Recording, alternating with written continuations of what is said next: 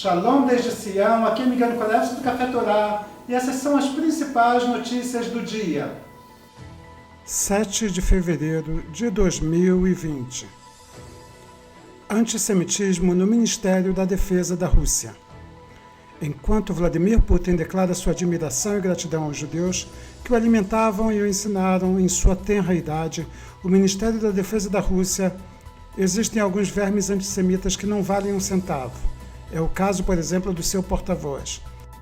Igor Konchankov disse que o ataque israelense na região de Damasco prejudicou um voo civil com 172 passageiros e disse que Israel estava ciente das rotas civis ao redor de Damasco de dia e de noite. Uma aeronave Airbus 320 tentou pousar no aeroporto de Damasco, mas foi forçada a pousar em um pequeno aeroporto no noroeste da Síria. Ele também disse que tais ações imprudentes provocam que os tomadores de decisão israelenses não se importam com os civis que podem ser prejudicados. Este antissemita e antissionista é ridículo e esqueceu-se de que neste mesmo dia, em um ataque deliberado, o exército da Síria e a Força Aérea da Rússia exterminaram 17 civis, não envolvidos com o terrorismo, e nem sequer uma palavra foi ouvida de censura ao governo terrorista e ditador de Bashar al-Assad. Igor Konchankov não se importa em nada quando o exército do seu próprio país bombardeia civis, matando dezenas e centenas deles. Não se importa também de que seu governo coopera com o Irã, uma ditadura que financia o terrorismo. Não se importa com o contrabando de armas de seu país, que alimenta a maioria dos conflitos armados no mundo. Igor Konchankov não passa de um bobo da corte. E o fato é que se ele não estivesse no cargo, ninguém sentiria a falta dele, nem mesmo seu país. As forças de defesa de Israel são as mais bem preparadas e respeitadas do mundo, e seus ataques são cirúrgicos, visando o mínimo possível de perdas civis. Até agora, nem sequer um civil na Síria, que não estivesse envolvido no tráfico de armas iranianos, foi morto ou atingido. Mas este antissemita, porta-voz do Ministério de Defesa da Rússia, não perde tempo para desfilar o seu ódio desenfreado contra a eficácia de um país minúsculo, cujo exército supera em muito o do mega-país chamado Rússia. Síria e Rússia exterminaram mais 17 civis.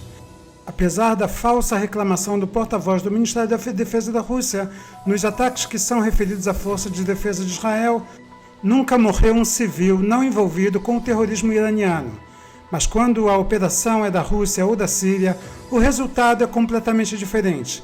Pelo menos 17 civis foram assassinados em ataques aéreos pelo regime sírio e pela Força Aérea Russa no noroeste da Síria durante a madrugada. É mais fácil acusar Israel do que assumir seus próprios erros. Esta é a tática do porta-voz da Rússia, um antissemita chamado Igor Konchankov. A tática de Igor provavelmente foi adquirida por seus parceiros mentirosos, os terroristas da Síria e das milícias iranianas. Acusar os outros é a maneira mais rápida de desviar a atenção do caos que seus ataques estão instaurando já na tão calamitosa Síria. Mais detalhes em nosso site, cafetorá.com. Kushner, Abbas está por detrás dos atentados em Jerusalém. O conselheiro sênior do presidente dos Estados Unidos, Donald Trump, Jared Kushner, atacou hoje o presidente da autoridade palestina, Mahmoud Abbas, conhecido entre os árabes como Abu Mazen, e disse que ele era o principal responsável pelos eventos recentes em Israel. Kushner, que concebeu o acordo do século, acrescentou que Mahmoud Abbas convocou a população a realizar dias de cólera, antes mesmo de ler e saber o que há no plano de paz. Acho que ele ficou surpreso com o quão bom era o plano para os palestinos, mas ele se trancou em uma contraposição antes mesmo de seu lançamento. Em Israel está havendo uma série de tentativas por parte dos palestinos de aumentar o nível da violência, o que está sendo tratado como um forte por parte de Israel. Mais detalhes em nosso site cafetorá.com. Previsão do tempo. O Centro de Previsão Meteotec informou que hoje haverão chuvas e tempestades ocasionais, desde o norte até o centro do país. No Negev, uma névoa acompanhará a chuva local. O Serviço Meteorológico informou que há também um grande risco de inundações nos rios do leste e sul. principalmente no Vale do Jordão e na região do Mar Morto, e que há uma considerada queda nas temperaturas. Durante o decorrer do dia, a chuva diminuirá no sul e no centro e poderá enevoar-se, mas recuperará à noite. O Mar da Galileia subiu no último dia mais 1,5 cm e agora está faltando apenas 1,35 m para estar completamente cheio. As temperaturas previstas para hoje durante a noite são Kiryat Shmona de 9 a 12, Katzrim de 6 a 10, Tzfat de 4 a 8, Tiberíades de 10 a 16, Nazaré de 7 a 11, Haifa de 11 a 15, Tel Aviv de 12 a 15, Jerusalém de 5 a 9, Ashkelon de 12 a 15, En-Gedi de 14 a 21, Beersheva de 7 a 15, Arad de 5 a 13, Mitzpe Ramon de 4 a 12 e em Eilat de 12 a 21 graus Celsius.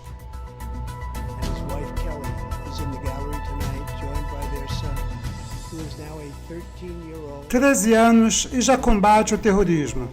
A esposa e o filho do sargento Christopher Hake, um combatente dos Estados Unidos, morto no Iraque em 2008 por um explosivo no caminho em que passava, contataram os legisladores dos Estados Unidos, o Departamento de Justiça americano e os tribunais americanos para ajudá-los a processar bancos que ajudam o fundo terrorista iraniano.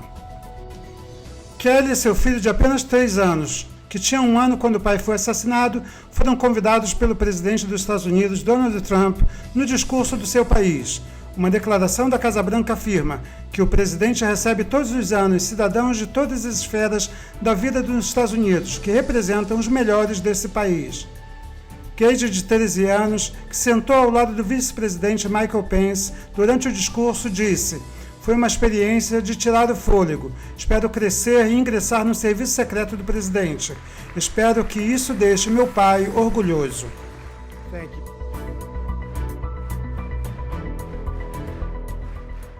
As lições de um governo pragmático. Muitas lições podem se aprender através do discurso proferido pelo atual presidente da maior potência do mundo, Donald Trump. Ao ver o seu discurso do começo ao fim, nota-se claramente não somente uma grande mudança que ocorreu nos Estados Unidos nos últimos 3 anos da administração Trump, mas também como o envolvimento social se tornou bem mais acentuado. Trump foi até capaz de condecorar Rush Limbaugh, um radialista e comentarista de 13 milhões de ouvintes, que tem câncer e é um dos maiores investidores na luta pela doença nos Estados Unidos. Trump também destacou o sofrimento por falta de legislação adequada, a fim de combater a criminalidade e muitos outros problemas sociais, e demonstrou que pode fazer mudanças significativas. Durante o discurso, ele mostrou que não é somente capaz de fazer mudanças radicais na economia do seu país, mas também de envolver senadores, heróis de guerra e até mesmo órfãos. Ele congratulou até mesmo Juan Guaidó, o legítimo presidente da Venezuela, por sua luta contra a ditadura, o terrorismo e o totalitarismo de Maduro. Não tenho dúvidas de que o apoio incondicional de Donald Trump tem dado ao Estado de Israel é um dos principais ingredientes do sucesso de sua administração. Mesmo cercado de hienas ameaçando-o de impeachment, a liderança do Partido Republicano foi capaz de esmagar a tentativa democrata de depor o presidente republicano. Em seu discurso, que foi praticamente aplaudido a cada 30 segundos, Trump mostrou o quanto conhece não somente a economia mundial, mas também quem são os seus verdadeiros parceiros e objetivos. O incentivo através do envolvimento social, seja na educação, nos investimentos empresariais e na segurança do país, deve partir do alto e contagiar a todos e todos os níveis da população. O reconhecimento dos Estados Unidos do direito bíblico dos judeus à terra de Israel e o posicionamento estratégico ao lado dos israelenses judeus contra o terrorismo palestino atraiu para a América as bênçãos celestiais contidas na promessa feita pelo Eterno a Abraão. Cabe a nós brasileiros reforçarmos nossa aliança com o Eterno através da aproximação de nossa nação ao povo de Israel, aos judeus, mas principalmente aos valores contidos nas Escrituras. Um país que é regido com princípios morais e civis com base na Bíblia é um país a caminho de uma transformação social poderosa e positiva. Mais detalhes em nosso canal cafetorá.com. Você acabou de ver e ouvir Notícias de Israel, direto de Sião pelo Café Torá. Não esqueça de fazer like e compartilhar o nosso canal.